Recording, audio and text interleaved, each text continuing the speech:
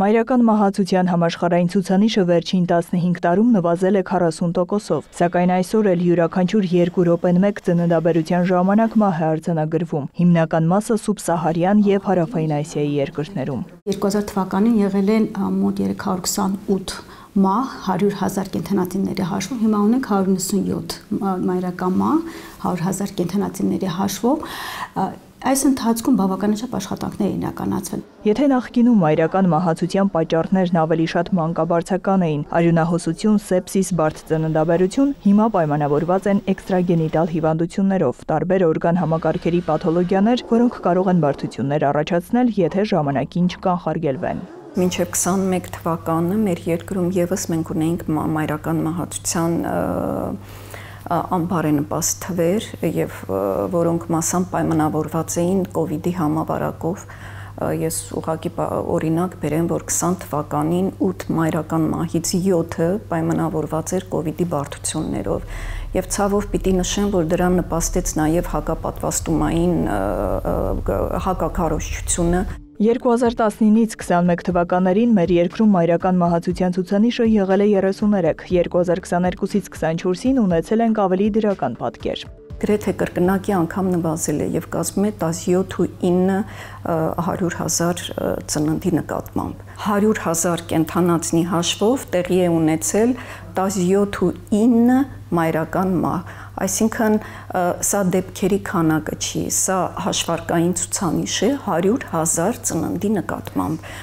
Դրա համար մեր երկրում, մեր երկրի բնակչություն ունեցող նման երկրներում ցուցանիշը հաշվարկվում է եռամյա կտրվածքով, որովհետև մենք տարեկան չունենք 100,000 ծնունդ, այլ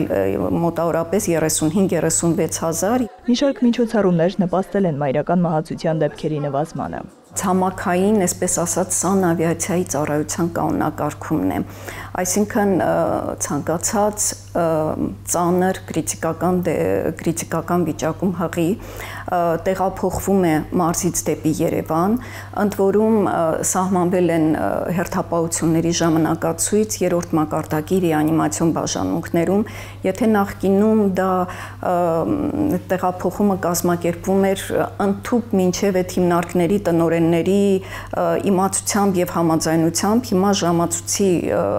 նման այս ծառայությունը աշխատում է, այսինքն ցանկացած հղի շատ արագ առանց ժամանակ կորցնելու սանավիացիայի միջոցով կլինի դա ցամաքային թե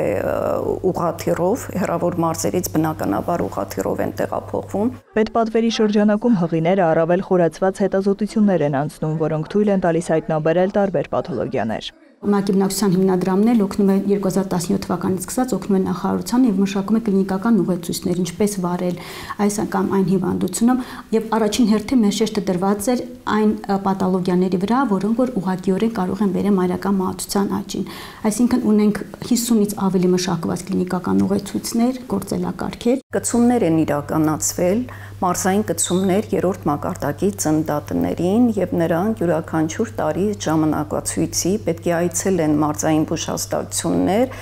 եւ պարտադիր քննարկման թեմաներ ենք մենք իրենց համար տվել։ Հայտնի է մայրական մահացության կրճատման համաշխարհային թիրախը, այն է մինչև 2030 թվական այդ ցուցանիշը պետք է ցածր լինի 75-ից 100,000 կենդանի ծնունդի հաշվով։ Դա նշանակում է, որ 100,000 կին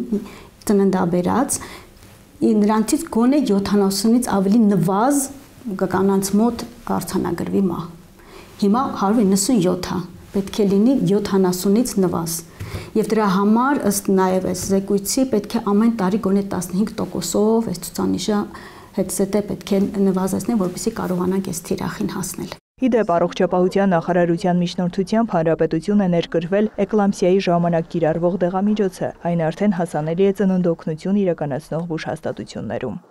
Նարեկ Ոսկանյան, Հովհաննես Քյուրքչյան, լուրեր։